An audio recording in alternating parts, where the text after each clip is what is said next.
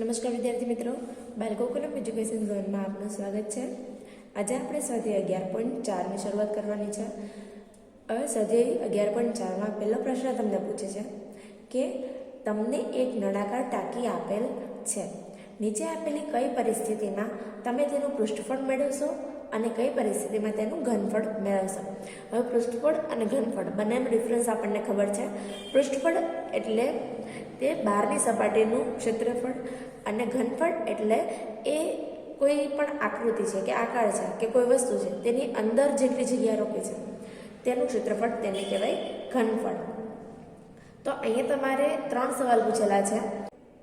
એક નળાકાર ટાંકી આપેલી છે, તેના પરથી તમને 3 સવાલ પૂછે છે અને તેના પરથી તમારે જવાબ મેળવવાનો છે કે તમે તેનું પૃષ્ઠફળ મેળવશો કે ઘનફળ।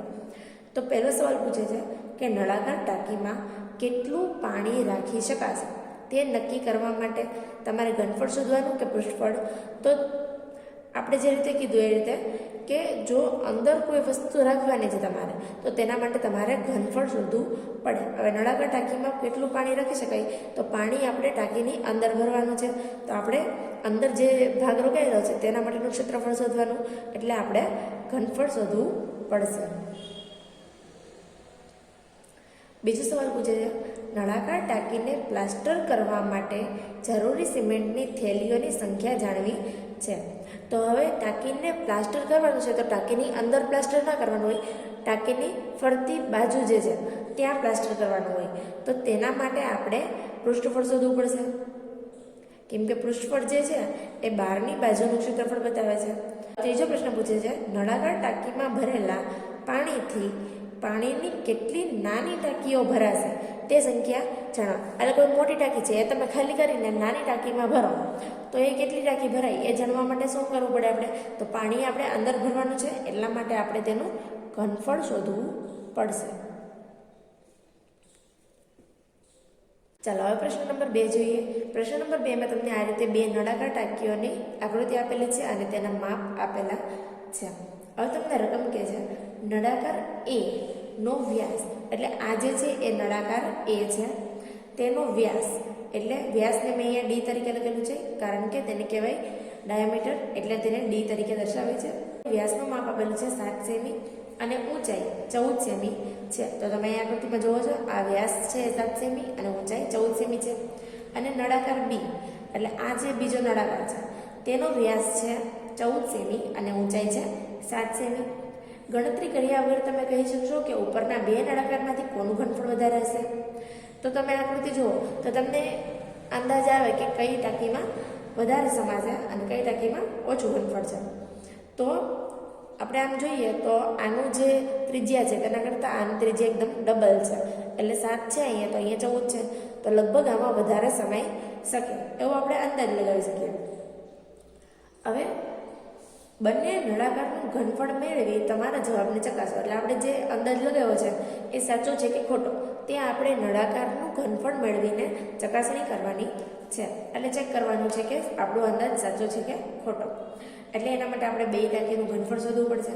પછી કે છે આ ઉપરાંત એ પણ ચકાસો કે વધુ ઘનફળ ધરાવતા નળાકારનું પૃષ્ઠફળ પણ વધારે છે। તો તમને એમ કહે છે કે જો ઘનફળ વધારે હોય ટાંકીનું, જે ટાંકીનું, એ ટાંકીનું પૃષ્ઠફળ પણ વધારે છે કે શું, એ આપણે ચેક કરવાનું છે। એટલે આપણે 2 ટાંકીઓનું ઘનફળ અને પૃષ્ઠફળ 2 શોધવું પડશે। તો સૌથી પહેલાં આપણે નળાકાર એનું પૃષ્ઠફળ અને ઘનફળ 2 શોધી લઈએ।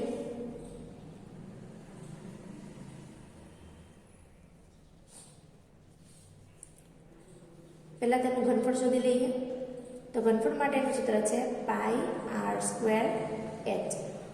નળાકારનું ઘનફળનું સૂત્ર આવે છે πr²h। પાઈની કિંમત 22/7, કોઈ કીધી નથી તમને કે 3.14 લેવું કે 22/7, તો આપણે 22/7 લેવાની, ગુણ્યા r²। હવે આ આપણને અહીંયા વ્યાસ આપેલું છે, તો ત્રિજ્યા આપણને મળી જાય તેની અડધી 3.5, અને અહીંયા પણ ત્રિજ્યા શોધી લઈએ 7, તો અહીંયા આપણને બંનેની ત્રિજ્યા મળી ગઈ। હવે અહીંયા r² કરવાનું કહે છે, એટલે 3.5 સ્ક્વેર ગુણ્યા h, એટલે ઊંચાઈ આપેલી છે તમને અહીંયા 14, 22/7 ગુણ્યા 3.5 સ્ક્વેરને આપણે આ રીતે લખી શકીએ 35/10 ગુણ્યા 35/10, કેમ કે સ્ક્વેર છે એટલે બે વાર થઈ ગુણાકાર ગુણ્યા 14. હવે એ છેદ ઉડાડી દઈએ તો 7 × 5 = 35, 5 × 10, 2 + 14.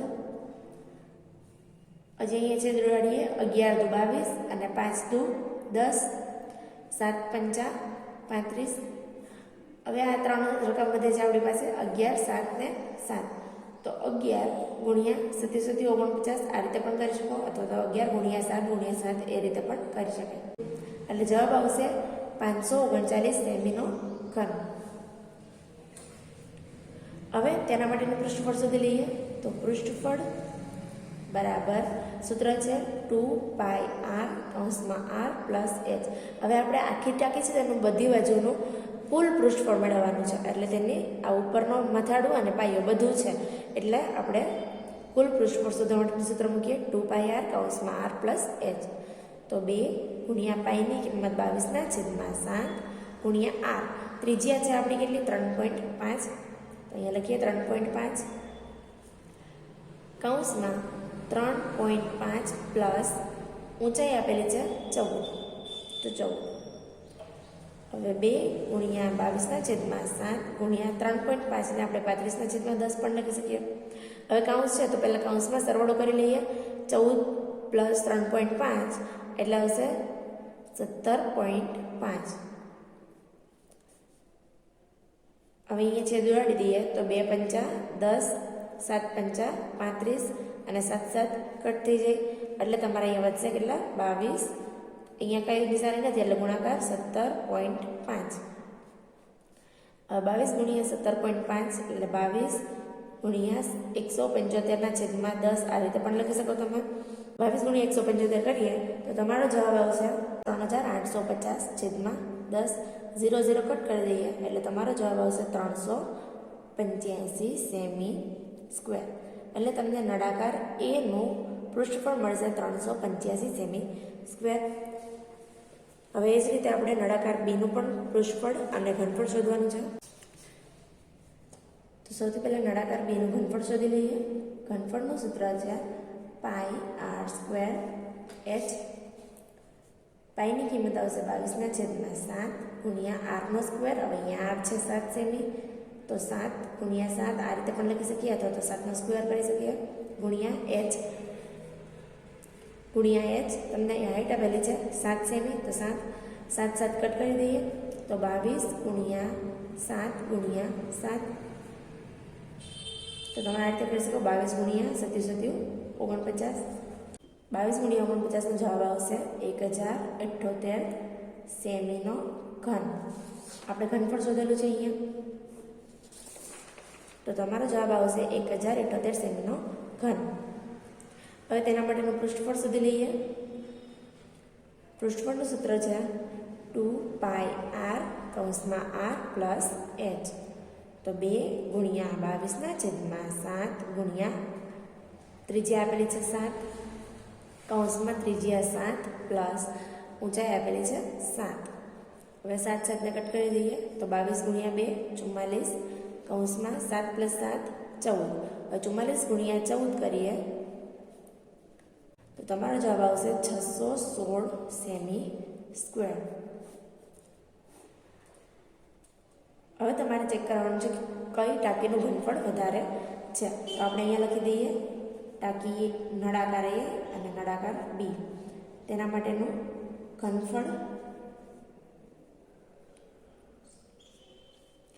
નળાકાર એનું ઘનફળ છે 539 સેમી ઘન અને નળાકાર બેનું છે 1078 સેમીનો ઘન. હવે એનું પૃષ્ઠફળ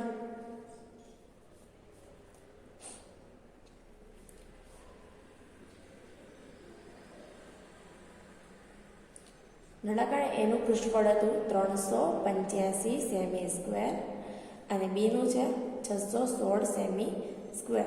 હવે તો આપણે ચેક કરીએ તો નળાકાર બી છે તેનું ઘનફળ વધારે છે. હવે જો આનું ઘનફળ વધારે છે તો તેનું પૃષ્ઠફળ પણ વધારે છે.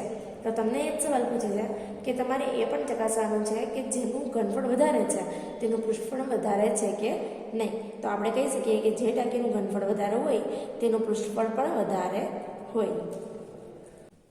ચાલો હવે પ્રશ્ન નંબર 3 જોઈએ. પ્રશ્ન નંબર 3માં તમને રકમ આપે છે એક લંબઘનના આધારનું ક્ષેત્રફળ. આધાર એટલે કે તેના નીચેનો જે પાયો હોય તેનું ક્ષેત્રફળ આપે છે. તો તેનું ક્ષેત્રફળ 180 સેમી સ્ક્વેર છે અને તેનું ઘનફળ એટલે કે આખું જે લંબઘન છે તેનું ઘનફળ 900 સેમી ઘન છે. તો લંબઘનની ઊંચાઈ શોધો. હવે લંબઘનની ઊંચાઈ શોધવી હોય તો આપણે ઘનફળનું સૂત્ર મૂકી શકીએ.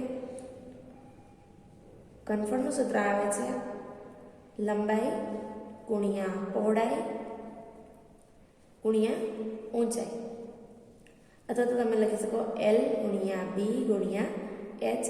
આવી રીતે. હવે જો તમને ઘનફળનું માપ આપી દીધું છે, એ સિવાય આધારનું ક્ષેત્રફળ આપ્યું છે.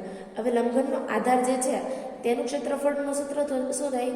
તો લંબાઈ ગુણ્યા પહોળાઈ. જે એનો આધાર છે એ તો નોર્મલ સમતલ લંબચોરસ જ છે, તો એ લંબચોરસનું સૂત્ર આવે લંબાઈ ગુણ્યા પહોળાઈ. હવે એ જ સૂત્ર અહીંયા આવી ગયું છે એકવાર લંબાઈ ગુણ્યા પહોળાઈ. તો આપણે આટલું સૂત્ર અલગ કરી દઈએ, લંબાઈ ગુણ્યા પહોળાઈ ગુણ્યા ઊંચાઈ. તો આ લંબાઈ ગુણ્યા પહોળાઈ જે છે એનું માપ આપણને આપી દીધું છે 180.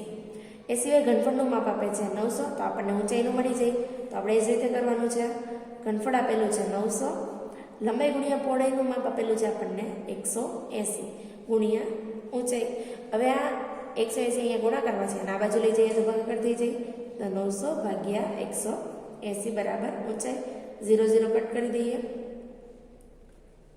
તો 9 દુ 18 અને 10 9 90, 9 9 કટ થઈ જાય. 5 દુ 10, 18 પંચાઈ 90 થઈ. ડાયરેક્ટ કટ કરો તો એ રીતે પણ થાય. તો તમને મળે છે h બરાબર 5 સેન્ટીમીટર. એટલે તમને ઊંચાઈ મળે છે 5 સેન્ટીમીટર. તો તમે આ રીતે દાખલો ગણી શકો છો.